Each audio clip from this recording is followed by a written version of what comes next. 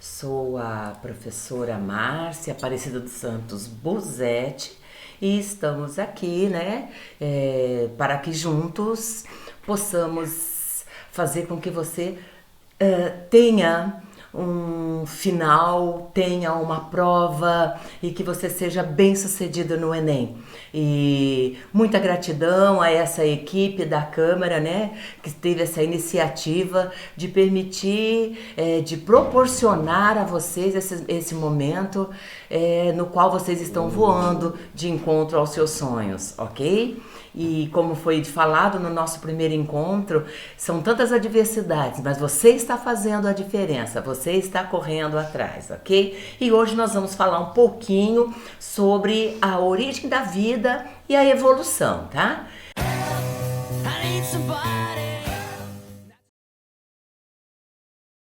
Bem, então veja, né, sobre a origem da vida, se eu for começar a falar dessas diferenças entre as espécies, como é que eu observo isso? Ou se deve a quê? A uma evolução. Porque teve um começo e hoje nós temos outros seres vivos com algumas diferenças. Então, a origem das espécies me permite voltar lá atrás para poder falar também um pouquinho para eu poder comparar com a evolução. E o que é que vem a ser evolução? É um processo no qual ocorrem mudanças, muitas mudanças, e isso ocorre ao longo de milhares e milhares de anos. Bem, mas aí então eu tenho que pensar também, não é? Como é que isso tudo começou? Hoje eu falo em origem das espécies e eu falo também em evolução, mas como tudo começou? Tudo começou com aquela famigerada história do Big Bang, né? Como que originou-se os seres vivos na Terra? Houve uma explosão de matéria 14 bilhões de anos atrás. E esses fragmentos, né, que se deve àquela explosão de praticamente uma bomba, é a que explica a origem da vida. Tudo bem, é isso foi como um começo. E hoje também nós já sabemos aí, né, que, olha, se começou há 14 bilhões de anos atrás, com as poeiras lá, de acordo com o Big Bang, hoje nós sabemos que o Sol é uma das estrelas, não é? Que dentre as estrelas que existe há 5 bilhões de anos atrás. E se deve a quê? A aglomeração de fragmentos em expansões, não é? Devido às reações de hidrogênios, liberando aí o hélio. E a Terra? Essa Terra habitada que nós falamos aqui que sobre ela existem os seres vivos e do qual nós falamos que existe evolução, como que tudo começou? Com a aglomeração da mesma matéria há 4 bilhões de anos atrás. Esta é a idade da Terra, dessa bola de fogo. Bem, mas frente à diversidade de seres vivos existente, é que começou-se a questionar como foi originado esses seres vivos de forma tão diferente. E aí nós vemos que existem os adeptos do fixismo. O que o fixismo propõe? Olha, o fixista, ele acredita que quem criou foi Deus, um poder divino. Mas e aí? Mas Deus criou e nada muda, nada muda. Bom, então, de acordo com a ideia do fixismo, como nós podemos observar aqui, da maneira como foi criado, existe até o momento. Agora, já a ideia evolucionista, os seres vivos podem sim ter até sido criados por Deus, mas eles passam por mudanças, ocorrem algumas modificações. Sendo assim, dentro dessas teorias criacionistas, fixistas, nós temos o criacionismo, Deus que criou todas as espécies. O espontaneismo, os seres vivos se originam de matéria inerte, ele surge espontaneamente. E temos também a teoria do catastrofismo. O que diz essa teoria?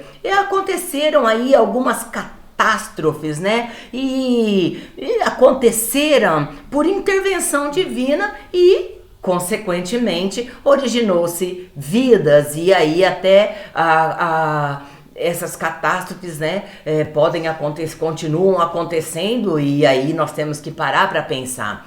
Mas veja bem, a respeito da origem da vida, Eles acreditam, muitos lá no século XIX acreditam que elas surgiram espontaneamente de matérias inertes, de matérias não vivas. Hoje, o que nós acreditamos? Que vida vem através de um processo reprodutivo. Um ser vivo origina um outro ser vivo. E aí ainda, para explicar essa origem da vida, nós temos a biogênese versus a abiogênese. Por quê? A biogênese, ela acredita que vida vem de matéria viva. A abiogênese acredita que vida vem de matéria morta. E nós temos inclusive aqui alguns defensores da biogênese, como Helmont, Needham, Aristóteles, Harvey, Isaac Newton, René Descartes. Já os críticos da abiogênese, que não aceitavam que vida vinha de matéria bruta, seria então os críticos da abiogênese, Hedham, Joublow, Spallanzani e Pasteur. E sendo assim, veja bem, né? Helmont, ele era adepto, né? Defendia a abiogênese. E Helmont, o que ele fez?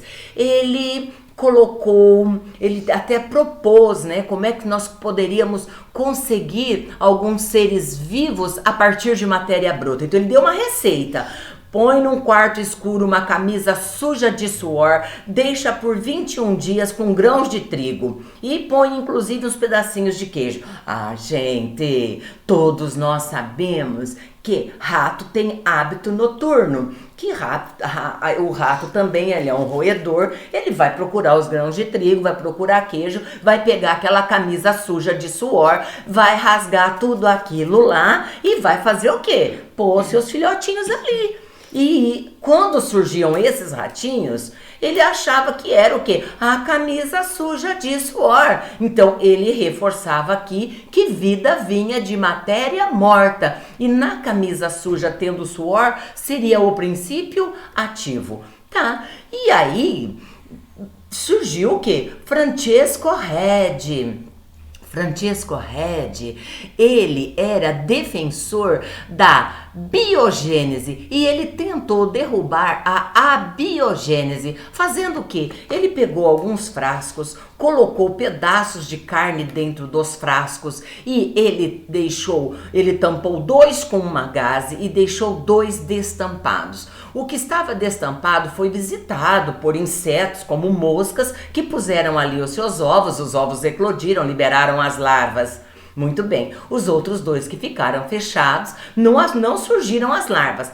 E aí então, Francesco Redi tentou explicar, tá vendo? Esse não foi visitado por moscas e então não tem novas vidas aqui dentro. Então, mas é óbvio que eles questionaram tudo isso, não é? E mesmo assim, ainda com mesmo esse experimento, Francesco Redi não conseguiu comprovar aí a sua hipótese, né? Dizendo que as larvas surgiram. Não, as larvas foram deixadas por ovos, evoluíram de ovos, não é? Que eclodiram, mas que foram postos por outros insetos. Então não existia geração espontânea, mas ele não foi bem sucedido. E veja bem, já no século XVII ocorre a descoberta de micróbios. E aí ocorre o quê? Uma reanimação também dessa geração espontânea. Os micróbios surgiriam então de forma espontânea. Foi daí que John Needham realizou um experimento também para tentar fazer a defesa dessa hipótese da geração espontânea. Needham colocou dentro desses Erlenmeyer um caldo de carne e aqueceu. Ele aqueceu e deixou aberto. Passaram-se alguns dias, novos micro-organismos estavam aqui dentro. Nossa, isso foi um must, por quê? Porque aí novamente aumentou-se aí a credibilidade, né, de que realmente vida vinha de matéria morta. É óbvio que dentro desse caldo existiria aqui um princípio ativo que originaria nova vida. Bom, foi daí então que Spallanzani, defensor da biogênese, repetiu o experimento de Needham. Mas o que ele fez? Ele tampou e ele ferveu esse experimento. Consequentemente, passaram-se alguns dias e nenhum outro organismo foi encontrado dentro desse caldo. Só que aí, Needham tentou defender a hipótese da abiogênese, dizendo que Spallanzani, ao ferver esse caldo, ele matou o princípio ativo. E dessa forma, ele também não conseguia ainda comprovar, portanto, que os seres vivos, né, que aqui não foram encontrados, por quê? Porque esse caldo aqui, ele estava descontaminado. Foi aí então que novamente essa abiogênese, né, fica fortalecida. Então veja, já lá no final do século XVIII, eles também descobriram que o gás oxigênio, que é um gás essencial, fundamental para a existência da vida. E veja bem, com essa descoberta foi muito bom. Para quem? Para a defesa dos abiogenistas. Por quê? Porque eles já argumentavam que o aquecimento prolongado e a vedação hermética excluíam o oxigênio que era necessário para a geração da vida dentro daquele recipiente, que era o que Spallanzani fez, ferveu e deixou vedado. Bom, gente, que nós sabemos que o oxigênio realmente é de extrema importância, mas veja bem que nesta época, quando já estava começando a existir, foi muito bom para fortalecer essa hipótese. Bem, então é interessante que aqui cria-se o que? Uma disputa, né, entre os biogenistas e os abiogenistas. Esses abiogenistas, eles defendem o que? A presença do ar fresco era fundamental para a geração de vida. Os biogenistas, o que eles acreditam? Que o ar era a fonte de contaminação dos caldos. Bom, e foi daí que a Academia Francesa de Ciências, nessa época, né, apresentou um experimento definitivo para essa questão, que foi o experimento feito por Louis Pasteur. O que ele fez? Ele usou um balão de fundo chato e aqueceu o seu gargalo. E ele ficou alongado e ele entortou, deixando-o como se fosse um pescoço de cisne, tá? Então, o que ele fez? Ele colocou um caldo novamente aqui dentro e aqueceu. E à medida que ele ia fervendo, o vapor subia no gargalo e as gotículas ficaram aderidas às suas paredes. Depois dessa fervura, Louis Pasteur, ele desligou aqui o seu bico de Bunsen. Passaram-se dias e esse caldo não foi contaminado, mesmo ele estando aberto. E aí o que eles deduziram? Olha, é o seguinte: as partículas iam entrando aqui, né, do ar com os micróbios e ficavam aderidas na parede do gargalo. Então, muito bem, mas mesmo assim, eles tentaram, né, refutar essas ideias de Pasteur. Foi daí que ele, muito irado, num golpe seco, quebrou esse pescoço do cisne e aí o caldo foi contaminado. Daí quer dizer, realmente, né, quando ele ferveu isso aqui, ele matou os micro-organismos. Foi daí que nasceu que esse processo de pasteurização, e Pasteur põe por terra essa ideia da abiogênese. Então, vida vem de matéria viva e vida não vem de matéria morta, ok? Bem, sendo assim, a biogênese fica fortalecida. Vida vem de matéria viva? Sim, mas mesmo assim, como é esse primeiro ser vivo? Como que era então esse primeiro ser vivo? E então agora nós vamos falar rapidamente sobre a atmosfera primitiva para explicar essa origem da vida?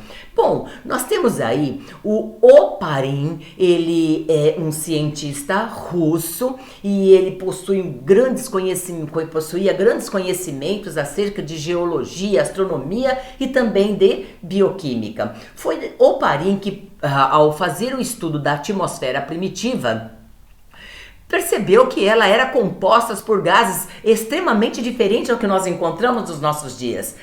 Os gases que compunham a atmosfera primitiva: metano, amônia, vapor d'água e hidrogênio molecular. Moçada, preste atenção, não tinha oxigênio aqui, mas é óbvio que poderia ter aqui um pouquinho de gás carbônico. Então ele disse que esses gases eram o que compunha a atmosfera primitiva. E a Terra, ela era muito quente, muito cheia de rochas, não tinha aí camada, né, que evitava a passagem das radiações ultravioletas. E nessa época aconteciam chuvas, verdadeiras tempestades, e eram aquelas chuvas torrenciais. E quando davam as descargas elétricas, estas descargas elétricas, os raios, quebravam esses elementos químicos: metano, amônia, vapor d'água e o hidrogênio molecular. Ao quebrar essas moléculas, os átomos corriam livremente com a enxurrada e essa água ia ocupando os lugares de depressão, porque a Terra estava em formação, os mares estavam em formação. Então, à medida que as descargas elétricas quebravam as ligações químicas destas moléculas que compunham a atmosfera primitiva, os elementos químicos mais simples, eles eram carregados até as áreas de depressão, os mares em formação que ficavam entre as rochas. E aí, passado alguns dias de chuva, né, nós já sabemos que depois da chuva vem o quê? Um dia ensolarado. Muito bem. Aí essa água da chuva começava o quê, gente? A evaporar. E aí ia ficando aquela lama quente. Naquele barro quente, naquela lama quente, os elementos químicos, o hidrogênio, o carbono, o nitrogênio, eles iam o quê? Se ligando novamente e constituiu moléculas de aminoácidos e moléculas complexas de aminoácidos. E estas moléculas de aminoácidos iam se unindo, formando moléculas proteicas que ficavam, por sua vez, envolvidas por uma camada de água chamada salvatação e isso foi chamado de coacervado, que já estava sendo considerado que uma molécula bem complexa.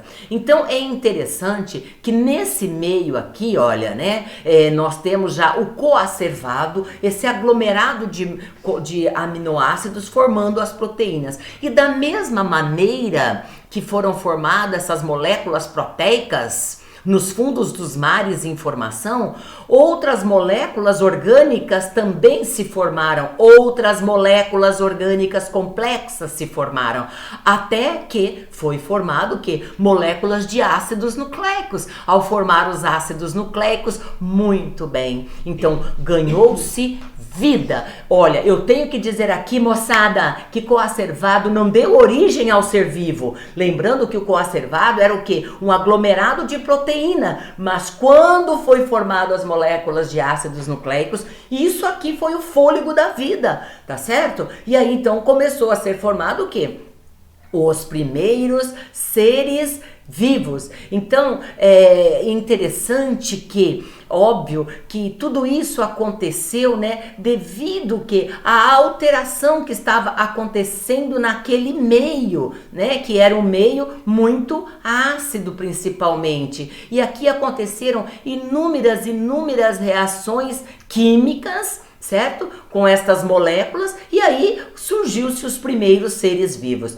Quem seriam esses primeiros seres vivos? As bactérias. As bactérias que foram classificadas como seres unicelulares, procariontes, e esses seres vivos viviam nos fundos dos mares, se alimentando das outras moléculas orgânicas ali formadas. Mas então elas eram o quê? heterotróficas e faziam o processo de fermentação. E estas bactérias foram se alimentando destas moléculas nos fundos dos mares e é óbvio, conforme elas iam proliferando, foi acontecendo o que? Um escasseamento destas moléculas orgânicas e para essas bactérias não deixarem de existir, elas então começaram a se dividir, a se reproduzir e buscar meios, né, de modificar-se. E foi aí que estas bactérias evoluindo passaram a ser o que? Essas bactérias passaram por um processo de evolução e esses primeiros seres vivos então agora deixam de ser unicelulares e passam a ser pluricelulares, deixam de ser procariontes e devido às invaginações das membranas plasmáticas passam a ser eucariontes. Enquanto se alimentavam dos alimentos nos fundos dos mares, elas eram o que? Fermentadores e agora elas passam a realizar a respiração celular e passam a realizar também a fotossíntese, porque aí já começam a surgir os seres fotossintetizantes por conta de ganharem umas bactérias menores, que dentro dessas bactérias maiores, por terem sido fagocitadas, essas bactérias não foram digeridas e desenvolveram ali uma relação simbiótica, passando a ser a organela delas cloroplasto. Então aqui eu já tenho os primeiros seres vivos fotossintetizando também e já começando a liberar o que? O oxigênio para a atmosfera. Muito bem, então veja, a hipótese de Oparin e de Haldane, eles disseram assim, olha, que lá existiam eles tinham as mesmas hipóteses, né, que os primeiros seres vivos foram originados a partir do que? Daquelas moléculas. Que moléculas, gente? A partir de que moléculas? Lembra que eu comentei que foram formados coacervados, que quando ganhou os ácidos nucleicos foi o sopro da vida? Muito bem, só que essas moléculas orgânicas complexas, elas foram formadas a partir desses elementos químicos que compunham a atmosfera primitiva. Então você aí que está se preparando para o Enem, quais eram as moléculas encontradas na atmosfera primitiva? Metano, amônia, vapor d'água, hidrogênio molecular. Como eram os primeiros seres vivos? Unicelulares, procariontes, fermentadores e heterotróficos. Como são os seres vivos de hoje? Eles podem ser unipluricelulares, só que eles são eucariontes e eles passaram a ser seres fotossintetizantes e começaram a realizar a respiração celular. Muito bem, só que para comprovar essas ideias então de Oparin, Stanley Miller e Harold Urey, eles desenvolveram um aparelho que simulou as condições da atmosfera primitiva. Olha aqui, eles colocaram dentro desse balão água, colocaram nesse outro balão aqui, eles colocaram metano, amônia e o hidrogênio molecular e ele estava aqui ligado a um dispositivo para receber uma descarga elétrica.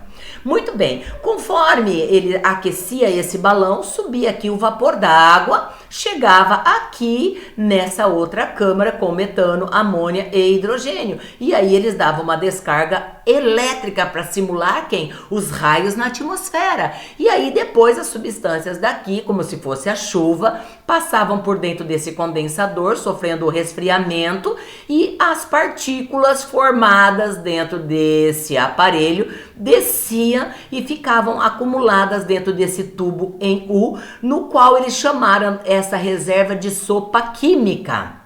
Moçada, essa reserva foi chamada de sopa química. Bom, passaram-se alguns tempos, eles foram analisar o que tinha dentro dessa sopa química. Foi aí que eles encontraram o que? As moléculas de aminoácidos. Lembrando que as moléculas de aminoácidos se aglomeravam, se ligavam no fundo dos mares e formaram os coacervados, que quando ganhou a molécula de ácido nucleico foi o fôlego da vida. Gente, com esse aparelho, Stanley Miller e Urey, eles simularam as condições da Terra primitiva lá em 1953, de acordo com o Oparin, e aí realmente comprovou que a ideia de Oparin estava o quê?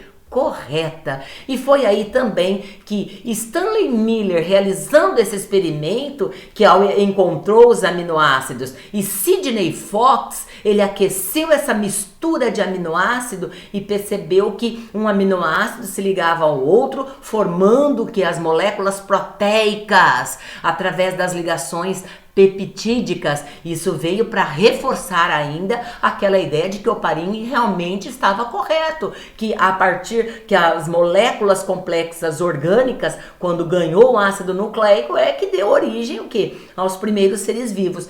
E também Melvin Calvin, ele, através de experimentos de bombardeamento dos gases primitivos, ele também conseguiu no laboratório compostos orgânicos como carboidrato. Muito bem, gente. Então, o que nós podemos deduzir em relação à evolução química? Que a vida, ela é resultado de uma evolução a partir de compostos inorgânicos. Olha, compostos inorgânicos que se combinaram originando moléculas simples e depois moléculas orgânicas mais complexas. Aqui já são as proteínas. E o surgimento de estruturas com capacidade de se autoduplicar. Que estruturas são estas? As bactérias. Tá certo? E aí essas bactérias depois foram apresentando o quê? Atividades metabólicas próprias.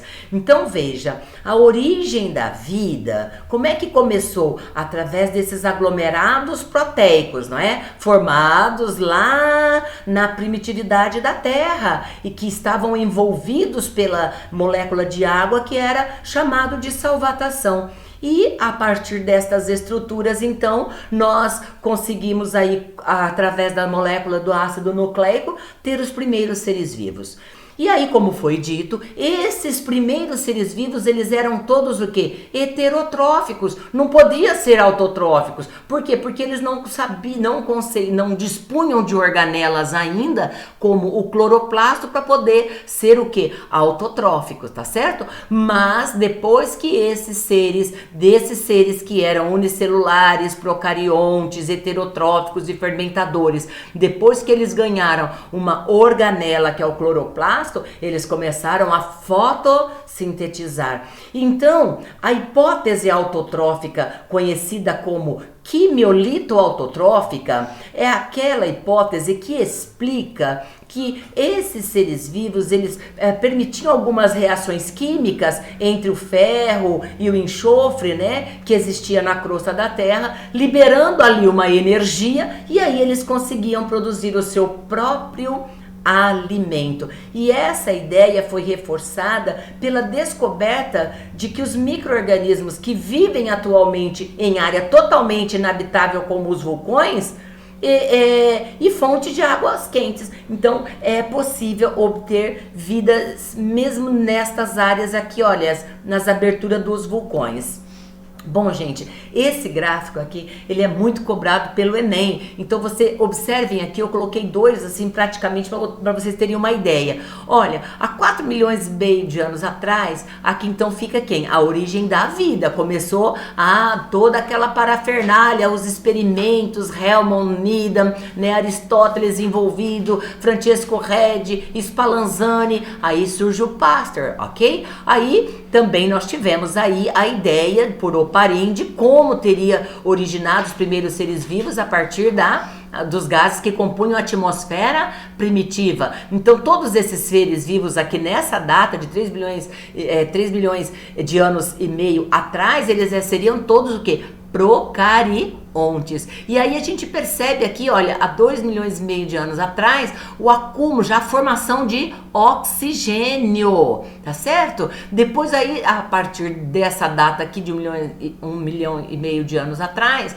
nós tivemos quem? A presença já de fósseis de eucariontes. Então, como eu disse, todos inicialmente eles eram o quê? Procariontes, depois passaram a ser procariontes. Todos eram unicelulares, passaram a ser pluricelulares. E ó, veja, antes eles eram todos o que? Fermentadores, mas aí passaram a desenvolver o processo fotossintético. Por isso que começou a surgir aqui o oxigênio. Então, podia até existir um pouquinho de gás carbônico aqui, mas oxigênio não existia.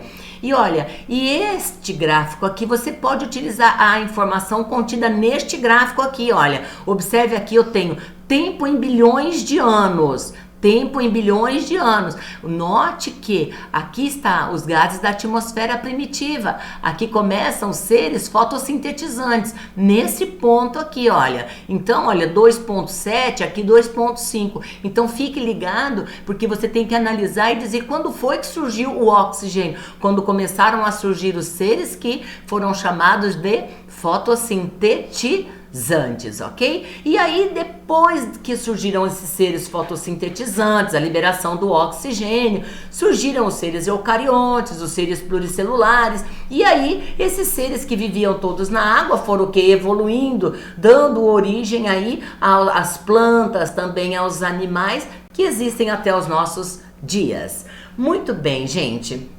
Então, falamos aqui da origem da vida, só para lembrar que coacervado não foi o coacervado que originou o primeiro ser vivo, ok? E aí agora nós vamos então fazer aqui uma discussãozinha, né? Sobre as hipóteses que tentam explicar essa origem da vida, casando com as evidências da evolução, que também é bem questionado. Então, uma das evoluções é a criacionista, como já foi falado, foi Deus que criou, não é? Ninguém questiona, não vamos entrar no mérito da questão. E veio também uma outra hipótese que tentou explicar que todos esses seres vivos que foram originados aí devido à panspermia cósmica. Mas, gente, essa panspermia cósmica ou hipótese extraterrestre, ela acreditava que existiam esporos aí, não é? Que chegaram até a face da Terra. Mas olha, isso é impossível porque esses cosmos, à medida que eles se agitam no espaço, eles um colide com o outro e esse choque entre esses meteoritos aí, o que acontece? Eles acabam provocando, a colisão em si acaba provocando um incêndio, então mataria todos eles, não chegaria na face da Terra. Então esses meteoros aqui, eles se queimariam ao entrar na atmosfera. Então essa ideia de o ser vivo foi originado pela panspermia cósmica também cai por terra. O fixismo ou criacionismo. O fixismo, ele acredita que Deus que criou, e aí a gente vai lá no livro de Gênesis e confirma tudo isso, mas que os seres são imutáveis. Bom, hoje nós vamos falar sobre a evolução e nós já sabemos que os seres vivos passaram por muitas mudanças, né? E aí então nós falamos sobre o evolucionismo. O evolucionismo, ele acredita na hipótese eles são adeptos do transformismo. Deus que criou, mas os seres vivos passam por mudanças, certo? E aí então nós temos várias teorias que a gente vai estar discutindo, do lamarckismo, darwinismo, mutacionismo e a teoria sintética do neodarwinismo. Bem, então o evolucionismo, o que ele fala? Que os seres vivos, olha só, eles foram originados, nós temos uma diversidade de espécies e que elas passam por mudanças ao longo do tempo. Mas isso é verdade? Gente, se você observar, nós temos aqui, olha, um cavalo, olha o tamanho do cavalo, contendo vários e vários dedos, e aqui o cavalinho ele foi aumentando, pode observar que ele já não tem a mesma quantidade de dedos, e aí o cavalo foi só aumentando. Opa, então ocorreram modificações, mas modificações no porte, nas estruturas. As condições que esse animalzinho vivia era uma, as condições que o ambiente que esse cavalo ocupa hoje são outras. Então ele tem o quê? Um dedo com uma pata que tem apenas um casco. Isso é prova da evolução. Mas isso aqui, gente, esse primeiro cavalinho aqui existiu há quantos milhões de anos atrás? Há 55 milhões de anos atrás.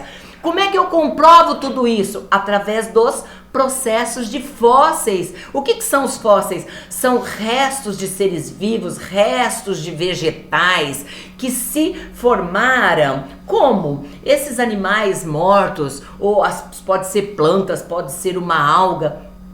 Esses seres vivos mortos, eles ficaram ali soterrados e ali não entrou o oxigênio. Só que a parte que entrou no processo de decomposição, que seria a carne, e as demais partes foram o quê?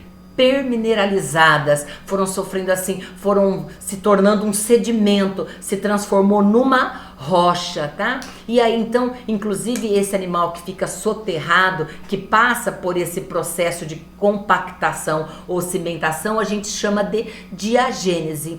E é interessante que esses restos de vegetais, né, ou que nós podemos, restos de vegetais, restos de animais de eras passadas, através desses fósseis, hoje é uma das evidências mais fortes dentro da evolução, é a nossa prova paleontológica, porque os animais ou os vegetais que ficam soterrados, eles são permineralizados, então eles ficam incrustados nas terras, e os paleontólogos, ao fazerem a retirada, comparam o tamanho desse vegetal, o tamanho do crânio, o tamanho da cauda, o tamanho da pata que ele tinha com os existentes atualmente. Então esse processo de fossilização é muito forte dentro da evolução. Esse processo de permineralização é que nos permite comparar os que existiram há décadas, há milhares, há bilhões de anos atrás,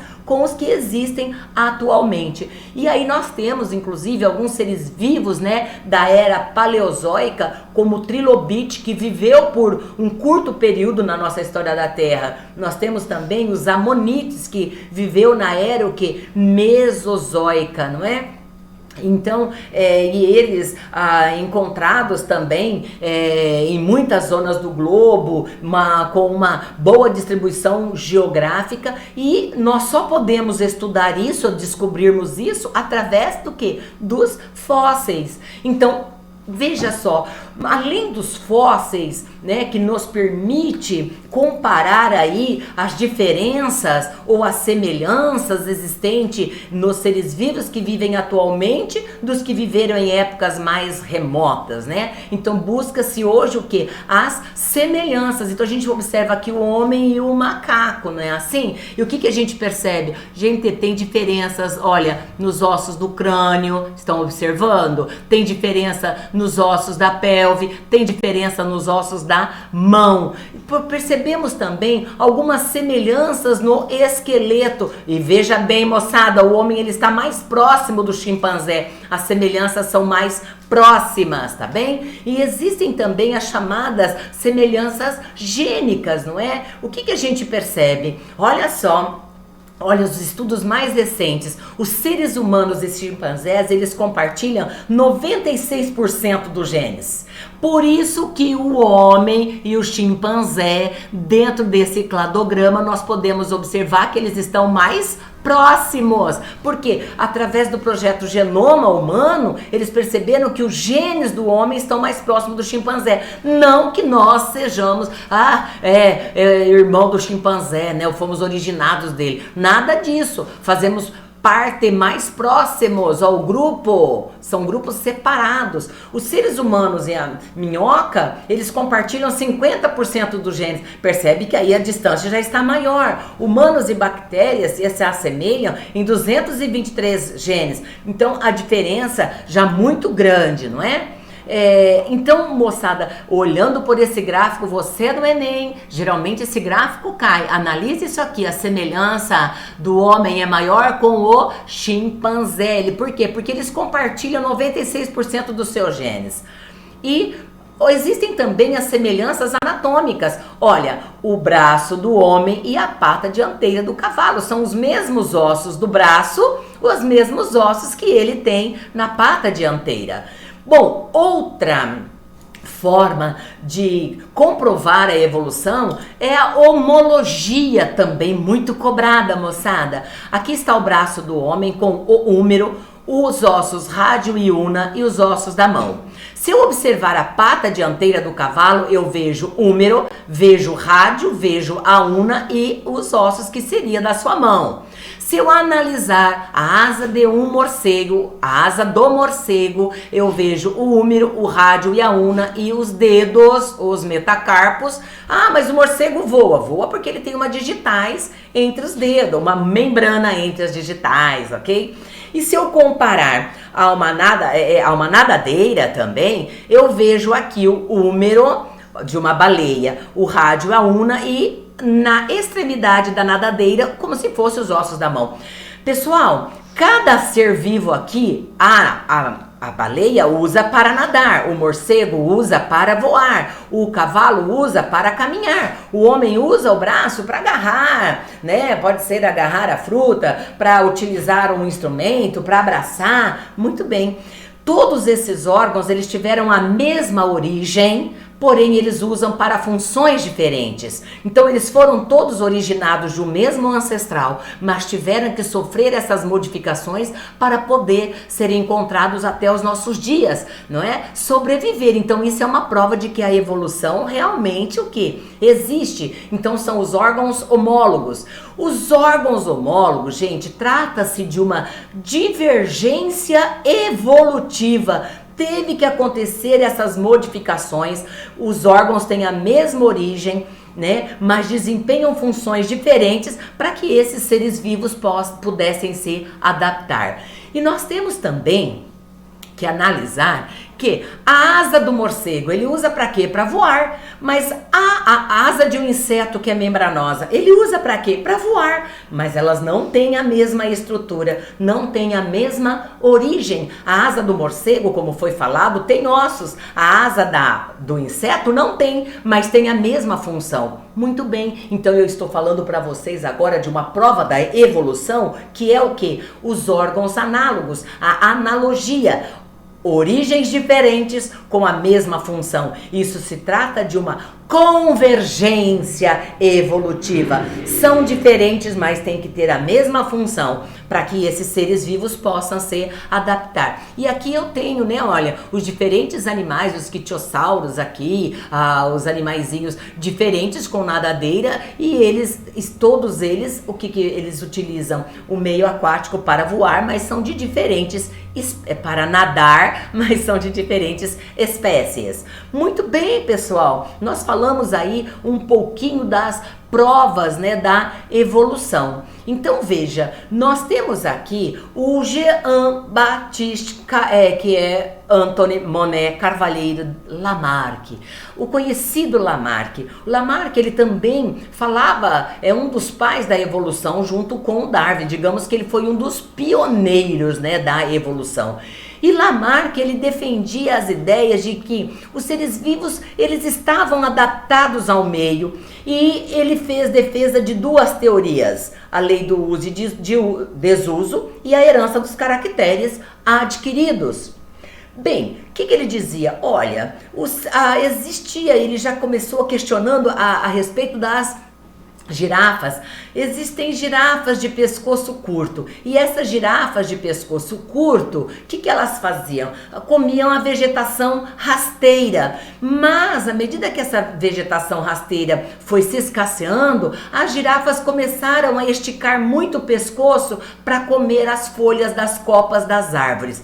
Ah, tá. E de tanto essas girafas esticarem esse pescoço, lei do uso e desuso, de tanto esticarem esse pescoço, a girafa ficou com o pescoço longo, a girafa ficou com o pescoço comprido. Bom, essa foi a tentativa de explicação do Lamarck. E aí hoje então, veja bem, as girafas têm pescoço comprido, de acordo com a visão do Lamarck, porque de tanto ela usar o pescoço, os filhotes das girafas ficaram com o pescoço comprido. Não, nós sabemos que isso não acontece. A lei do uso e desuso, tudo bem, né, gente? A lei do uso e desuso, ele está correto? Mas parcialmente, porque veja bem, olha, o pato, aquele tinha os dedos, mas de tanto ele nadar, desenvolveu o quê? As digitais entre os seus dedos, né? Com uso excessivo, ele quis dizer. Veja bem, um moço que treina, vai pra academia, ele treina, de tanto usar os músculos, ele fica o quê? Com os músculos desenvolvidos. Ótimo, a lei do uso e desuso. Agora veja bem, esse moço que está com os músculos desenvolvidos, né? O filho dele vai nascer com os músculos desenvolvidos? Não, então Lamarck ele erra nessa lei aqui, ó, lei da transmissão dos caracteres adquiridos. Por exemplo, aqui ele fala, o cacto ganhou os espinhos e depois todos os outros cactos que ganhou os espinhos, ele teve que ganhar esses espinhos porque vivia num lugar muito seco para não sofrer desidratação, transpiração. Então as folhas dos cactos se transformaram em espinhos. Então todos os cactos que se formaram a partir dessas modificações originaram os descendentes dos cactos também com espinho. Gente, caracteres que são adquiridos não são transmitidos. Tem uma mãe que é bailarina, a filha vai nascer bailarina? Não, não é? Então veja bem, características somáticas a gente não consegue transmitir. Então Lamarck nessa teoria ocorreu aqui uma falha, né? Então, de acordo com Lamarck, pelo hábito da girafa usar muito seu pescoço, ela transmitiu essa característica às demais girafas. Aí foi uma falha do Lamarck. Mas veja bem, um resumo aqui do Lamarck. No meio existem muitas diferenças e o meio vai proporcionar algumas adaptações para esses seres vivos. Se eles, então, à medida que eles usam um determinado órgão, ele pode desenvolver, tá certo? Muito bem, até aqui ele está correto. Mas essa característica adquirida, essa modificação no organismo, ele disse que seria transmitida. E isso é um erro. A lei da herança dos caracteres adquiridos não são transmitidos. Ok? Então essa foi uma grande falha. Bem, então existem aqui algumas críticas ao trabalho de Lamarck, mas eu não posso dizer que ele somente errou, porque ele foi uma luz para a evolução. A lei do uso e desuso, ela não é verdadeira. Por quê? Porque eu posso ter alguns órgãos que em determinadas situações por uso elas podem desenvolver, mas eu não vou transmitir essas características à minha descendência. Eu só transmito aquilo que está no meu material genético. Então, neste caso, surgiu também quem? O pai da evolução, que é quem? Darwin. Darwin, ele era da Inglaterra, né? Esse Darwin, ele é conhecidíssimo porque Darwin estudou medicina e teologia, mas ele teve um desempenho bom mesmo, foi na área da botânica e da geologia. E Charles Robert Darwin, ele é conhecido como o pai da evolução. E Darwin, ele viajou durante 5 anos com o seu navio Beagle pelas ilhas de Galápagos. E à medida que ele ia percorrendo essas ilhas, que não foi por pouco tempo, 5 anos dentro do navio percorrendo a ilha, ele foi coletando fósseis, foi observando os animais, foi observando as plantas, e ele foi registrando tudo isso. E daí ele publicou um livro intitulado Origem das Espécies. Foi daí também que Darwin, nessa viagem, ele observou a presença de pássaros, os tentilhões. Nessas diferentes ilhas, ele observou as semelhanças e diferença entre esses tentilhões. Que semelhanças? O pássaro. Que diferenças? Os bicos. E aí ele percebeu que esse animal, por exemplo, tinha o bico comprido porque ele era insetívoro. Esse tem o bico mais largo porque ele é o quê? Arbóreo, herbívoro, arborícola, né? Se alimentavam de vegetais. E aí ele percebeu que essas modificações tinham que acontecer. Eles tinham que sofrer essas modificações levados pelo hábito alimentar, pelo seu nicho ecológico, né? Do que eles se alimentavam. Então, esses seres vivos se adaptavam, né, àquele ambiente e conseguiram, então, sobreviver ali àqueles ambientes. Então, veja, para Darwin, né, de acordo com as teorias de Darwin, nós podemos dizer que todos os seres vivos surgiram de um único ancestral. Essa imagem, pessoal, dá a ideia da irradiação adaptativa.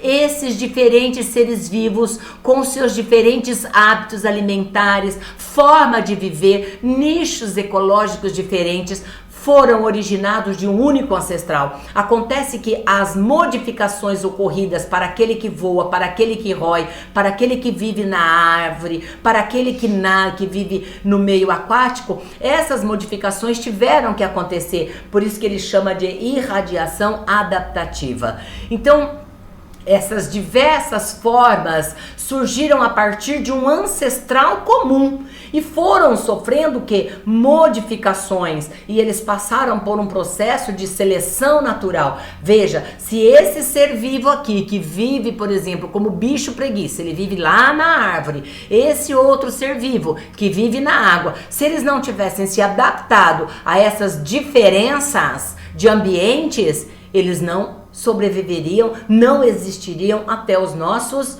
dias. Então veja, o próprio meio, ele oferece condições competitivas aos seres vivos, onde os mais fracos, aqueles que não lutam pela sua sobrevivência e que não sofrem as mudanças, deixam de existir. E esse gráfico aqui, como eu já tinha colocado lá para vocês, não é? Nas imagens lá na frente dos nossos slides, olha, todos os seres vivos surgiram de um único ancestral, e aí eles foram ocupando grupos diferentes, e eles têm hábitos alimentares diferentes, ocupam ambientes diferentes, desenvolvendo neles estruturas também diferentes, ok? Muito bem, esses organismos com essas variações, né, com essas diferenças, é que desenvolve o que? Condições de sobreviver. Veja bem, existe uma diversidade de seres vivos. Alguns seres vivos conseguem sobreviver, outros não. Às vezes nós temos um cachorro, ele tem um monte de filhote. Tem aquele filhotinho que vai lá e mama o tempo todo, e tem aquele outro que tenta mamar e o outro empurra, e esse, por ser fraquinho, ele não luta ali por aquela glândula mamária. O que acontece com esse animalzinho? Ele acaba ficando fraco e ele vai morrer. E aquele que está mamando, que é forte, que é ágil, que empurra, que é dinâmico, ele consegue sobreviver. Então ele passou pelo processo de seleção natural, ok? Então, o processo de seleção natural, gente, ele existe, e os seres vivos que estão bem adaptados é que vão conseguir passar pelo processo de seleção natural. Agora, o que é interessante é que os seres vivos já são dotados de diferenças, são dotados de variações. Porém, na época de Darwin, não se sabiam quais eram essas variações, né? Então, só retomando aqui um pouquinho dessas observações que eu falei, nós temos aqui, olha, seres vivos, grupos de seres vivos. Percebe que alguns deles passaram por algumas dificuldades, morreram aí, e após essas dificuldades, alguns foram selecionados. Esses que foram selecionados encontraram condições satisfatórias no meio e se reproduziram, obtendo aí, né, um nível de resistência maior, sobreviveram até os dias. É esta seleção natural que Darwin fala. O que Darwin não consegue explicar, por que existem essas variáveis entre os seres vivos, que Lamarck também não soube explicar. Eles simplesmente falavam que existiam naquele ambiente seres variáveis, não é? Mas que alguns eram dotados de determinado potencial, que passavam por um processo de seleção natural. Veja bem, segundo Darwin, como ele explicaria a questão das girafas? Olha, Lamarck, existiam girafas de pescoço curto, existiam girafas de pescoço longo. Acontece que as girafas de pescoço longo conseguiram se sobressair, passaram pelo processo de seleção natural. Por quê? As girafas de pescoço curto, quando terminava ali a vegetação rasteira, por falta de alimentos, elas morriam. Essa é a explicação de Darwin, né, gente? Porém, as que conseguiram sobreviver foram quem? As girafas de pescoço longo. E como que Lamarck explicava isso? Não, a girafa, de tanto esticar o pescoço, passou estas características para os seus descendentes. Isso é errado, tá, gente? É a lei do uso e desuso transmitindo, né, a sua descendência. Isso é errado. Então, o lamarquismo explica que de tanto esticar o pescoço passou para sua descendência. Darwin já explica que existe uma diversidade e que as girafas de pescoço longo conseguiram sobreviver ali, passaram pelo processo de seleção natural. Mas veja bem, na época de Darwin, Thomas Malthus fez uma observação. A população humana tende a crescer geometricamente, enquanto que os alimentos, eles crescem aritmeticamente. Então, quer dizer, nasce mais, nós temos mais seres vivos do que é produzido que alimento. E isso explica, então, por que Darwin falava que os seres vivos passavam por uma luta. Eles tinham que passar por um processo de seleção natural. E foi daí que também, tanto Thomas Malthus como o Wallace somaram muito para as teorias de Darwin que são compreendidas atualmente, não é? Porque se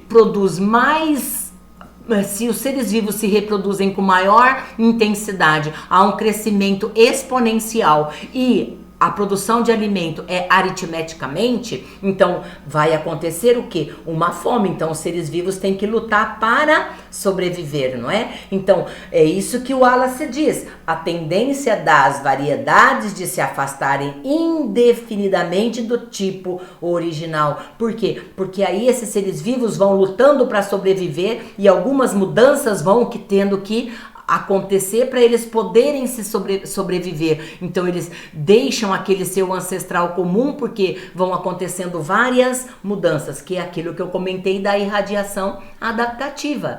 Bem, e sendo assim, nós podemos observar, fazer aqui um resumo dessa origem das espécies. O que é o fato?